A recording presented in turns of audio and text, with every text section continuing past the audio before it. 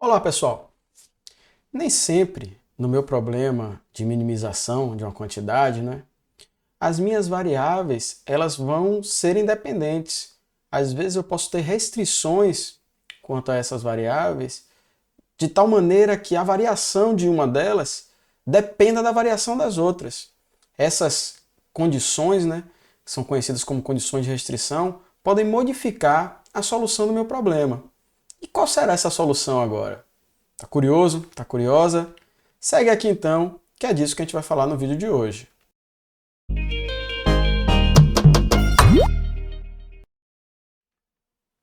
Bem, pessoal, o tema do vídeo é equação de Euler com condição auxiliar.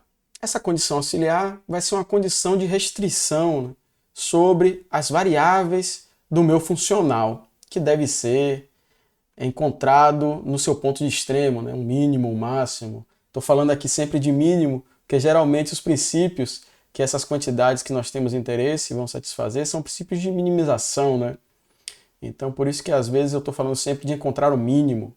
Mas vamos ver então do que é que trata esse problema aqui hoje. Como eu já vim adiantando, muitas vezes, vai ser geralmente o caso, existem restrições sobre as minhas variáveis. Então, os QIs, eles não são independentes. A forma como eles evoluem no tempo não é independente da forma dos outros QIs. A variação de um deles depende de outros.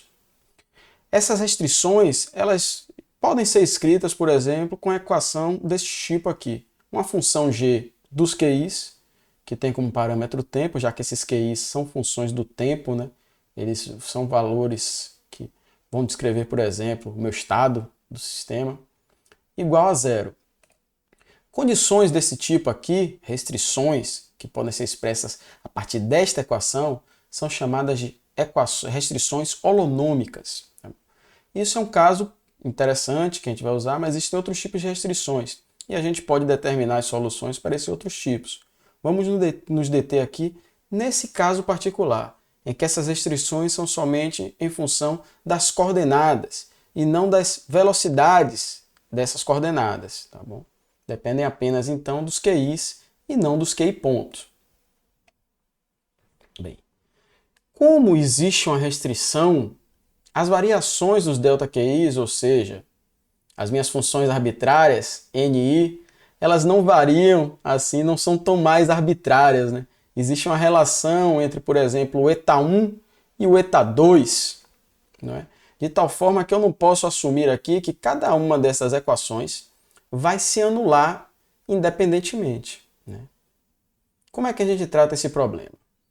Bem, a gente vai tratar esse problema partindo para a nossa condição auxiliar, que é a nossa condição de restrição. Tá? Eu vou tomar o diferencial dessa equação de restrição, dessa condição de restrição. Como ela é uma função de várias variáveis, o meu diferencial vai ser dado por esse somatório aqui nas derivadas parciais, nas suas diferentes variáveis. E ela vai ser igual a zero, já que essa função, essa equação de restrição, ela é igual a zero.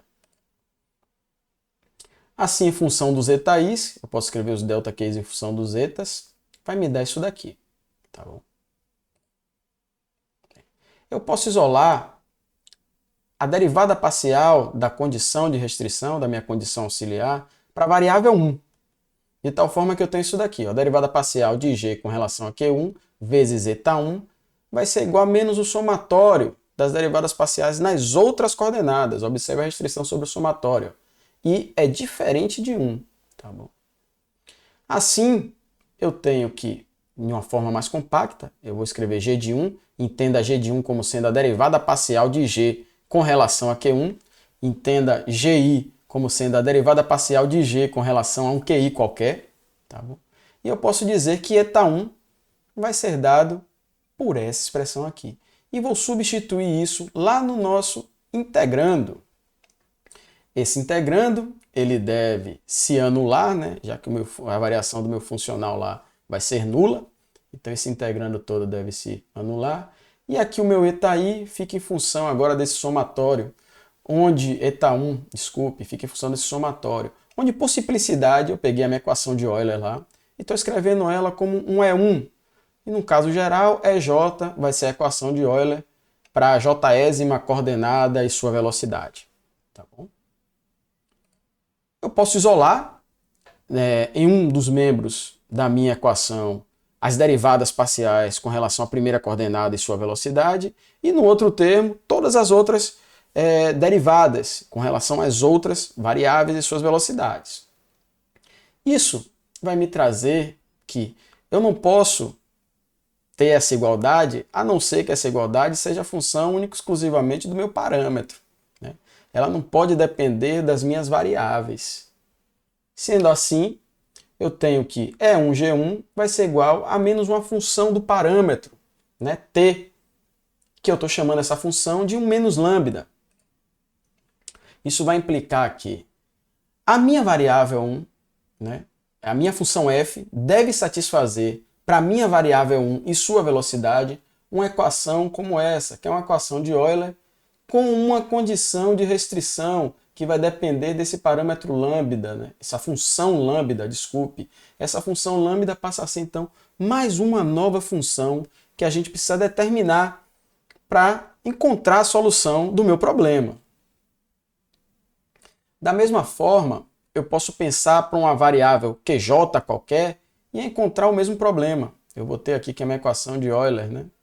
Para essa variável J, vezes a derivada da condição de restrição com relação a ela, vai ser igual a uma função menos gama j de t, né? E aí, para uma variável j, eu vou ter uma equação de Euler que, devido à condição de restrição, devido à condição auxiliar, vai me aparecer essa função gama j também, que eu tenho que encontrar. Quem é gama j? Quem é lambda? Essa é uma questão que a gente vai ter que responder para encontrar a solução do meu problema. A gente vai mostrar aqui que, independente de quem é essa variável, se é Q1, se é Q2, se é Q3, esses γ, eles são todos iguais. E são iguais a lambda. Isso é o que a gente vai mostrar aqui agora. Então a gente só vai precisar encontrar mais uma função aí do meu problema. Das relações que a gente encontrou, né? Eu tenho aqui que E1, eta1 menos lambda t, esse somatório, onde aqui está excluído 1, não é? E aqui, para o caso da variável QJ, onde está excluído o J desse somatório, né? Eu tenho essas duas equações daqui. A partir dessas duas equações, eu vou mostrar que lambda ou γj são iguais, é a mesma função. Para isso, a gente vai usar as equações de Euler que nós encontramos com a restrição da função lambda. Eu sei que essa equação de Euler com a restrição lambda é igual a zero. Eu vou multiplicar aqui o eta1. Então, isso daqui é um elemento neutro da adição, não vai alterar o membro aqui, né? Mas ele vai me fazer completar essas duas somatórias. Tanto essa somatória do primeiro membro, quanto a somatória do segundo membro. De tal que eu tenho isso aqui, ó. Não tenho mais a restrição sobre i ser diferente de 1. Da mesma forma, para a variável QJ, eu posso associar aqui a minha equação diferencial que eu achei que era igual a zero, multiplicar por etaj e combinar também os somatórios. Observe agora que esse somatório é idêntico a este, de forma que esse membro aqui deve ser igual a esse membro desta outra equação. Porém, os fatores que multiplicam γj e lambda são idênticos, são os mesmos fatores. Ora, só pode ter uma solução esse problema.